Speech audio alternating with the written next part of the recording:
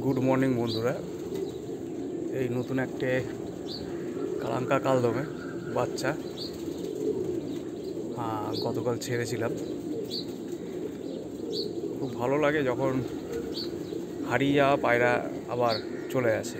গতকালই প্রথম দিন ছেড়েছিলাম, তো কোনো কারণে বিকালে উড়ে যাওয়ার পর পায়রাটা আসেনি। আজ ভোরবেলা পায়রা উড়োতে যাবো, ছাড়তে যাবো, দেখি ব্যাটা এসে বসে আছে। তো একটা নিচে নর পায়রা ছেড়েছি, প্রেসার নর। বাকি পায়রা এখনও ছাড়তে পারিনি। ওপরে কিছু খাওয়া দাওয়া দেওয়া আছে, দেখা যাক কতক্ষণে পায়রাটা ঢোকে। এই পায়রা ও এখনও রান্না দিয়ে ঢোকা ওর অভ্যাস হয়নি। আয় আয়, এই চিলটা খুব বদমাশ করছে পায়রা। আয় আয় আয় আয় আয় আয় আয় আয় আয়। ঠিক আছে বন্ধুরা, ভিডিওটা এই পর্যন্ত রইল।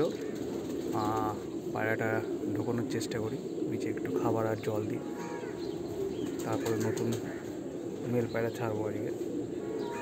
Thank you.